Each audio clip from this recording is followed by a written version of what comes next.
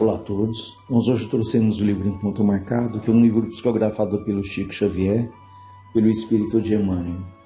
E no capítulo 14 ele fala sobre a cólera. O título é Cólera em Nós, Prejuízos da Irritação. Ele nos diz: não farias explodir uma bomba dentro de casa, comprometendo a vida daqueles que mais amas. No entanto, por vezes não vacilamos em detonar a dinamite da cólera, aniquilando as energias dos companheiros que nos trazem apoio e cooperação. De fato, ninguém explodiria ali deliberadamente uma bomba em casa, mas às vezes a nossa cólera, a nossa raiva funcionam de fato como bombas ali fulminantes que acabam prejudicando, destruindo ali esperanças. E ele diz, nesse sentido, vale destacar que cada um de nós desempenha papel determinado na construção do benefício comum. E se contamos na execução dos nossos deveres com amigos abnegados, capazes de mais alto sacrifício em nosso favor, temos ainda nas linhas da existência aqueles espíritos que se erigem, que se apresentam na condição de nossos credores, com os quais ainda não nos quitamos de todo no terreno das contas pessoais, transferindo a contabilidade de hoje pelo saldo devedor de passadas reencarnações. Ocultos na invisibilidade por efeito da diferença vibratória, no estado específico da matéria sutil em que se localizam, quando desencarnados ou mesmo revestidos na armadura de carne e osso no plano físico, eles se instalam na sombra da antipatia sistemática ou da perseguição gratuita, experimentando-nos com persistência admirável os propósitos e testemunhos de melhoria interior.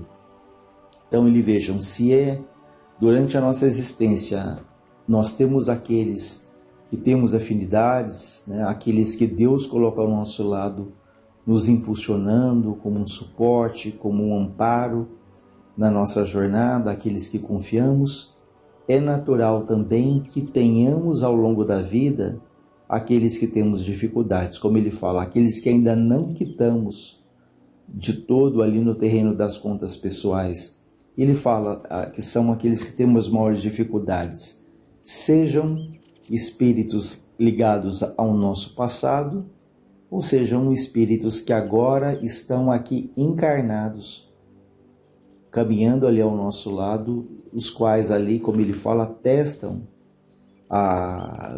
experimentam, nos testam a nossa paciência, E aqui fala que eles se instalam na antipatia sistemática ou na perseguição gratuita. Aquelas situações em que perguntamos por que essa perseguição sistemática, contínua, essa dificuldade contínua, por que essa perseguição aparentemente gratuita? Ele usa essa expressão gratuita, mas nós não sabemos ali, atrás dessas dificuldades, o que se encontra. Qual foi o passado, quais foram as histórias construídas, criadas, para que agora essas histórias se manifestem nessa antipatia sistemática, ou nessa perseguição gratuita. E como já tivemos inúmeras existências, essa não é a primeira, nem segunda, nem terceira, nem quarta, nem quinta, enfim. São várias ali desde que Deus nos criou simples e ignorantes, E nessas muitas trajetórias, nessas muitas existências, fizemos ali amigos, temos pessoas que nos querem bem, mas é muito natural também que tenhamos aqueles que não nos querem bem. Por quê? Podemos ter tido ali o poder, a beleza, a autoridade, temos ali iludido alguém, separado famílias. Então, nessa trajetória ali passada, é natural que tenhamos também aqueles que não nos querem bem, aqueles que têm dificuldades conosco, que talvez nem nos vejam exatamente como somos agora, nessa tentativa, nessa luta para sermos espíritos melhores, mas talvez a mágoa seja tão grande que eles ainda se fixam, eles ainda nos veem como nós éramos em vidas anteriores a séculos atrás, né? Mas reforçando, se temos essas dificuldades que foram criadas por nós mesmos, temos aqueles que nos querem bem, aqueles que nos amam, temos ali o nosso espírito protetor, o anjo guardião, que Deus colocou ao lado de cada um de nós, né? Nos servindo ali de estímulo, de amparo, e aquele o qual nós temos que dar ali uma atenção maior para nos prepararmos para sentirmos essa influência benéfica.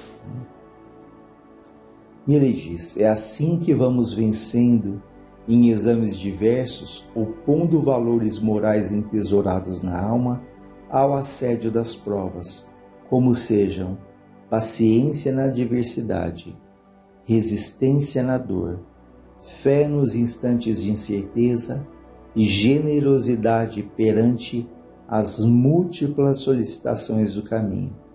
Então vejam que essas situações difíceis, elas desenvolvem a nossa paciência, né? A paciência na adversidade, na dificuldade, porque é muito fácil nós termos paciência quando tudo conspira a nosso favor, quando as coisas estão tranquilas, quando convivemos com aqueles que compartilham das mesmas ideias, das mesmas opiniões. Mas se testa de fato a nossa paciência, como ele diz aqui, na adversidade, nas situações que aparentemente não nos favorecem, né? Quando temos ali que desenvolver o respeito pela opinião do outro, que ainda que não concordemos, essa palavra é fundamental, é respeito, respeito sempre, né? Ele fala da paciência na adversidade, da resistência na dor, ou seja, nos momentos mais difíceis ali, a nossa resistência ela é testada nos momentos o quê? De dor. Então, nos momentos mais difíceis, sempre o convite para que tenhamos um pouco mais de paciência, um pouco mais de confiança, né? E essa confiança em Deus, a confiança na vida, a confiança em nós mesmos, né? Na certeza de que, apesar das nossas dificuldades, das angústias que todos trazemos, momentos de alegria surgirão, né? Assim como os momentos bons eles passam, os ruins também passam. Então tenhamos essa confiança, na certeza de que essas dores elas são passageiras, elas são temporárias. Ele fala fé nos instantes de incerteza, porque nem sempre temos as respostas, nem sempre temos ali a convicção do que fazer, do que não fazer, mas acima de tudo, ainda que nesses momentos de incerteza, tenhamos a fé, essa fé que foi comentada agora, de que Deus é nosso Pai, de que nós jamais estamos sozinhos e que lá na frente olharemos para trás e percebemos que foram momentos difíceis, mas que foram de grandes aprendizados, né? Que através desses momentos nos tornamos espíritos mais maduros, mais decididos, mais confiantes, mas isso só aconteceu porque enfrentamos ali determinadas dificuldades que talvez agora ou naquele momento que enfrentamos, julgamos que eram extremamente difíceis, intransponíveis, mas a gente vai vencendo ali dia a dia, luta a luta, né, e nos fortalecendo, nos amadurecendo. Ele fala na generosidade perante as múltiplas solicitações do caminho, né? Então essa generosidade que nos leva ali a doarmos um pouco de nós, abrirmos mão um pouco daquilo que julgamos que seja sempre correto. Então, não significa se anular, mas essa generosidade é que olha não só a si próprio, mas que olha a todos, que olha ao grupo que nós estamos ali inseridos. Chega, porém, ele continua, o dia em que nós somos intimados ao teste da dignidade pessoal. Olha que interessante essa expressão, intimados ao teste da dignidade pessoal, ou seja, situações que falamos, isso fere ali a nossa própria dignidade pessoal. De que situações são essas? Ele fala, seja pelo dardo do insulto ou pelo espinho da desconsideração, somos alvejados no amor próprio. Então veja, nós somos alvejados no amor próprio, atingidos, seja pelo insulto, pela agressão ou pela desconsideração. Porque quantas vezes o que machuca mais não é nem uma agressão, é a desconsideração ou a indiferença, em que nos sentimos ali anulados por uma outra pessoa. Mas isso mexe com o nosso amor próprio, mas mostra ali ainda a vaidade, o nosso orgulho, o nosso egoísmo. Porque o dia que fomos espíritos ali centrados, serenos, nem a agressão, nem a indiferença vão nos machucar, como elas ainda machucam no presente estágio que nós estamos. Ele fala, e se não dispomos diante dessas situações de humildade e compaixão suficientes, eis que a altivez ferida, que o nosso orgulho ferido, se assemelha em nós ao estopim afogueado de que a cólera irrompe em fuzilaria de pensamentos descontrolados, arruinando-nos preciosas edificações espirituais do presente e do futuro. Então, quando esses dardos do insulto, da agressão, ou da indiferença, como ele fala aqui, da desconsideração, chegam, se nós não temos ali um mínimo de humildade e compaixão, o que vai acontecer? Teremos ali uma fuzilaria de pensamentos descontrolados, pensamentos de raiva, de mágoa, de rancor, de revide. Isso, como ele diz aqui, vai ali prejudicando as nossas construções, as nossas edificações espirituais do presente e futuro.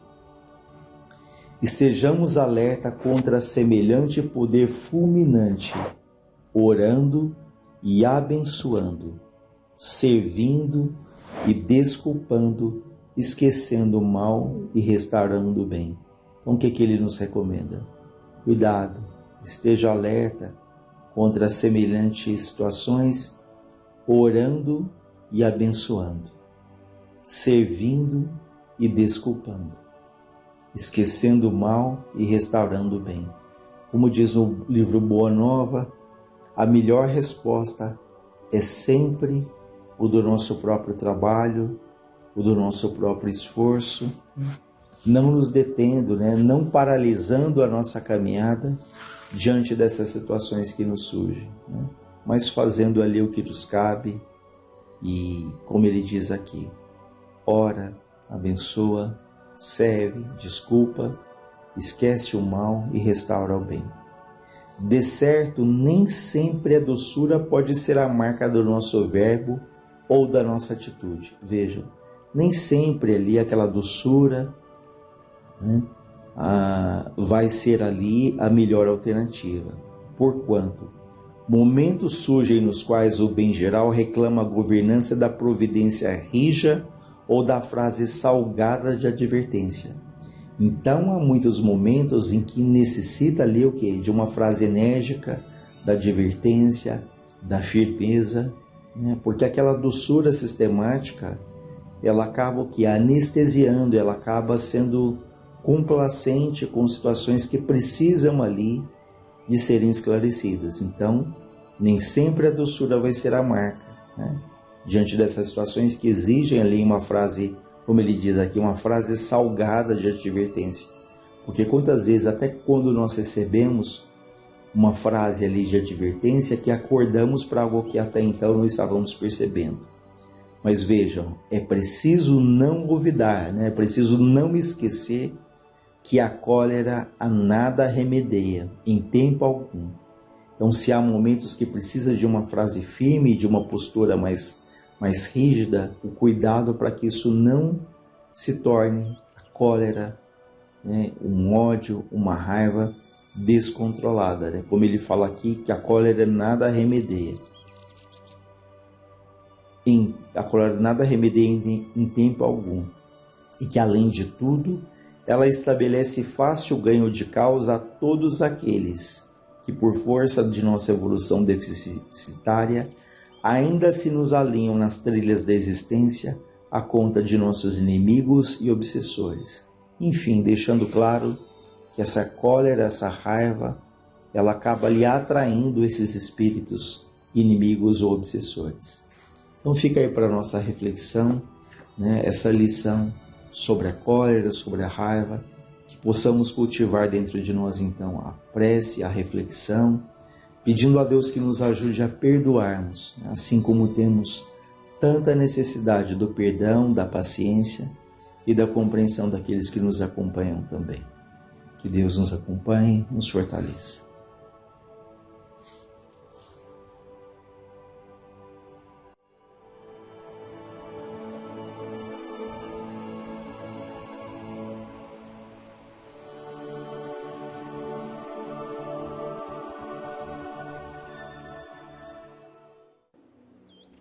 Saudações a todos!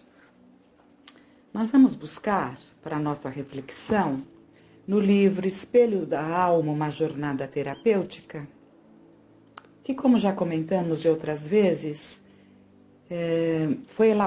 esse livro foi elaborado por um núcleo de estudos psicológicos, Joana de Ângeles, em que estudiosos na Mansão do Caminho, que se dedicam ao estudo da série psicológica da Joana de Ângeles, trazidas à luz da doutrina espírita, eles colocaram neste livro vários textos abordando a temática, né? E então vamos ver agora os desafios da jornada Joana de Ângeles. Todo processo de crescimento intelecto-moral apresenta-se sobrecarregado de desafios, que constituem oportunidades de desenvolvimento do self, herdeiro das realizações anteriores que se vão acumulando no curso da evolução. O self nada mais é do que o nosso eu profundo, né? E somos herdeiros, como espíritos que somos herdeiros das realizações anteriores, que realizamos até esse instante, né?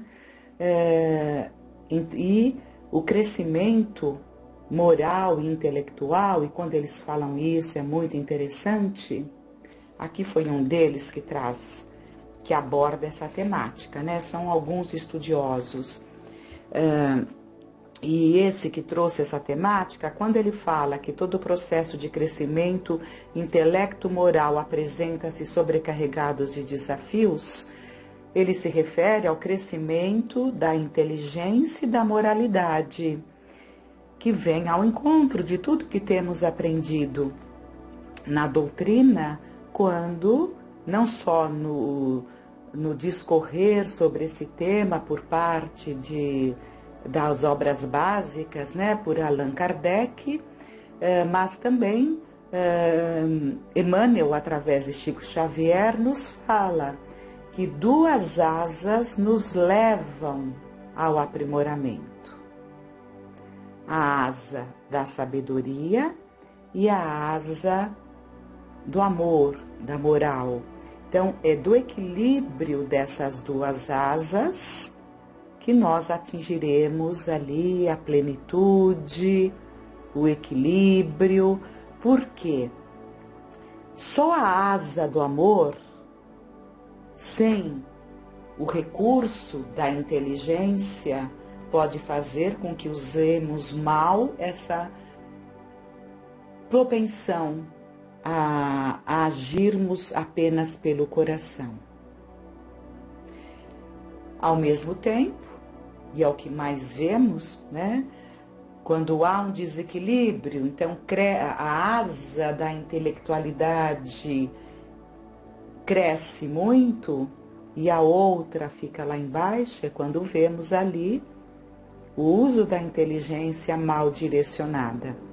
Então, esse ponto de desenvolvermos o intelecto e a moralidade é o que trará para nós o equilíbrio, a harmonia e a futura plenitude, que é a busca do espírito, que é a busca do self, que é a busca do eu profundo. Nesse cometimento, o encontro com a sombra e todas as faces que se reveste são exigíveis cuidados especiais para que transcorra em uma convivência enriquecedora. Então, há necessidade do encontro com a sombra. O que é a sombra trazida por Jung?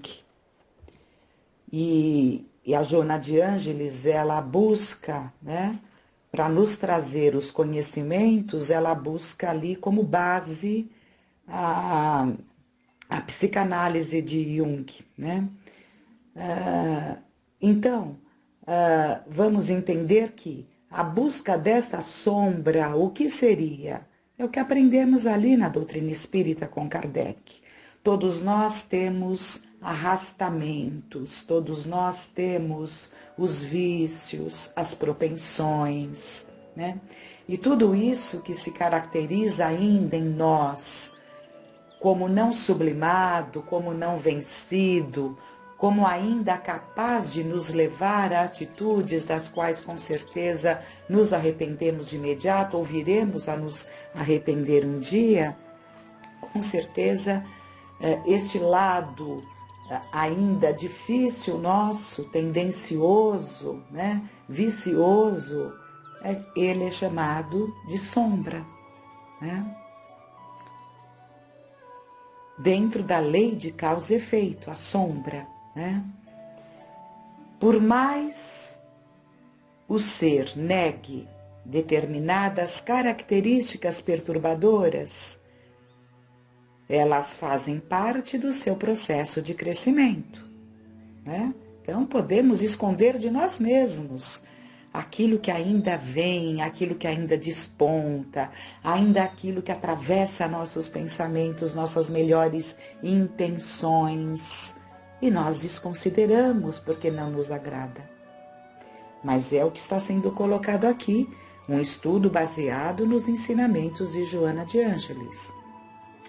Por mais o ser negue determinadas características perturbadoras, elas fazem parte do seu processo de crescimento, não devendo ser contestadas ou ignoradas, porquanto mais se agigantam nos painéis da emoção e no psiquismo, quando recalcadas.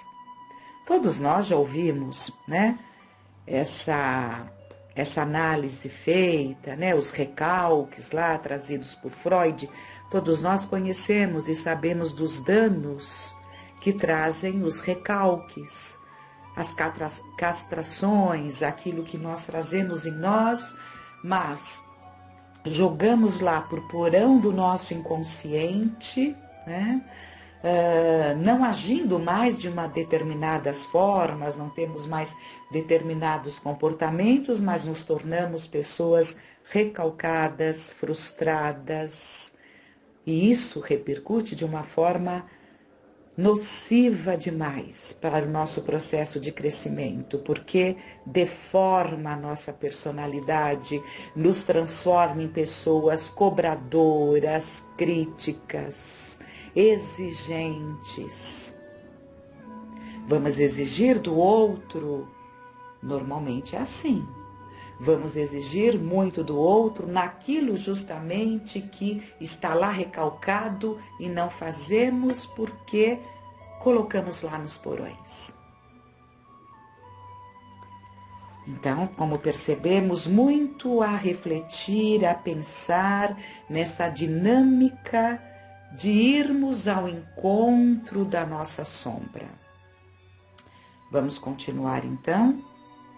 Antes, pelo contrário, é impositivo e inadiável o enfrentamento cordial, diferente daquele enfrentamento que nos leva ao recalque, né? Porque não aceitamos o que ainda vemos em nós.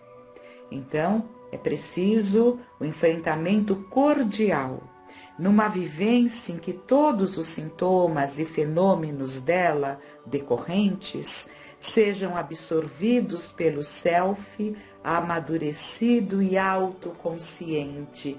Então, na medida que o nosso self que é o nosso eu profundo, amadurece, desenvolve o senso do discernimento, o senso do que convém, do que não convém. Ele está preparado para enfrentar de forma cordial a sua sombra. Em não poucas oportunidades, o indivíduo experimenta o desencanto interno para prosseguir na luta, por não encontrar a satisfação que lhe preencha o vazio existencial, empurrando-o para a melancolia, para a depressão. Vamos até reler. Em não poucas oportunidades, o indivíduo experimenta o desencanto interno para prosseguir na luta, por não encontrar a satisfação que lhe preenche o vazio existencial, empurrando-o para a melancolia, para a depressão. Então, isso é muito importante analisarmos, porque se não tivermos ali, não nos prepararmos, e é preciso que nos preparemos, já estejamos nos preparando ou partamos para essa preparação hoje, sem adiamentos. Por quê? Esse não enfrentamento, ou até mesmo o enfrentamento, mas sem esse preparo, fará com que alcancemos um desencanto, porque não nos satisfazemos mais com as coisas que nos davam prazer, que encantavam as nossas existências, mesmo de uma forma até leviana, né? De uma forma inconsequente, que de nada de bom tem nos trazido, e que exigirá depois de nós um processo de reajuste diante de nós mesmos, né? Mas não podemos ignorar que esse posicionamento pode nos levar a um processo de melancolia, a um processo de depressão. Em alguns casos, faz-se natural que desça ao fundo do poço, num mergulho consciente dos acontecimentos, sem reativos, quer dizer, sem ação, sem reações, né? Então, num mergulho consciente dos acontecimentos, sem reativos, a fim de identificar todo o processo de compromisso com a realidade, esforçando-se com denodo para superar a condição quase deplorável em que se encontra. Às vezes, nesse processo, vamos buscar essa abordagem que é muito importante. Jung, ele se demorou mais ou menos por uns 3 anos, numa profunda depressão. Ele chegou no fundo do poço, se é que há um fundo, né? Mas ele chegou no fundo do poço e esses 3 anos de melancolia, de depressão, fez com que o seu eu profundo emergisse de uma forma tal que ele nos trouxe todo esse aprendizado, dessa busca do sentido da vida, dessa busca do sentido existencial. Então é importante que nós entendamos que desses processos melancólicos em que possamos nos sentir, dos processos até mesmo depressivos que percebemos em níveis de pandêmicos, é preciso que disso resulte um mergulho de enfrentamento cordial com nós mesmos. Toda melancolia, não estamos falando de momentos melancólicos, isso é perfeitamente natural. Não estamos falando de momentos de tristeza, ou até de um período por uma tristeza que tem justificativa, o anormal seria não sentir tristeza, né? Então, retomando, todo o período de melancolia, todo o período até mesmo de uma depressão, deve nos levar a uma retomada de posicionamento, mergulhando no nosso eu, para detectarmos as razões, porque uma melancolia instalada, chamada de nostalgia, né? Aí em tempos anteriores, uma depressão instalada, ela apresenta sinais.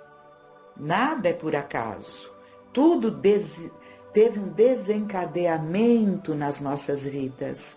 E neste mergulho, que mesmo que não estejamos nessas condições, mas se estivermos, também temos que mergulhar em nós mesmos e buscarmos as razões desses sentimentos que nos corroem. Isso fará com que, à semelhança de Jung, possamos emergir em condições de dar um novo rumo às nossas vidas. Vamos continuar aqui nesse estudo importantíssimo, nesse tentame grave em que o paciente reconhece a necessidade da metanoia, despontam as aspirações adormecidas para que lhe passam a constituir motivação para a autoconquista, para a libertação, saindo do fosso triste por onde peregrinou por algum tempo. Então, nesse tentame grave, nesse mergulho em nós mesmos, o paciente, né, aquele que se encontra nessas condições, ele vai reconhecer a necessidade da mudança. Metanoia é justamente, temos a paranoia, que são aquelas ideias fixas, né, de perseguição e repetitivas. A metanoia é justamente aquela conscientização na busca de um novo modo de enxergar a vida. Então, batalhar por essa mudança, né, chamada de metanoia, é justamente o que se precisa e deve ser a resultante desse mergulho. E aquele que mergulha nessas águas profundas, aquele que adentra nessa floresta densa do nosso eu, com certeza emergirá, né? Com o propósito de buscar um novo sentido, com o propósito de buscar a renovação das suas ideias. Aliás, repete-se muito hoje, né? Não adianta esperarmos mudanças se estamos fazendo exatamente as mesmas coisas, né? Preciso que entendamos bem o sentido desta colocação que tem sido muito propagada. Fazer as mesmas coisas, às vezes entende-se que é mudar isso, mudar aquilo, né? Mudando até coisas que não deveríamos mudar, porque são importantes ali nas nossas existências, né? Essa mudança é muito mais, ela vai além de acrescentarmos algumas coisas positivas, que fazem um efeito muito bom, sem dúvida, algumas coisas positivas que vamos acrescentando ali na nossa rotina, muito importante, sem dúvida, mas acima de tudo, essa mudança desse mergulho no eu profundo, no self. Mais um pouquinho, considerando-se quanto é significativo esse processo, são poucos aqueles que se apresentam capazes de realizar a autorrecuperação, devendo receber a segura orientação de um psicoterapeuta que conhece as manobras e sutilezas do empreendimento.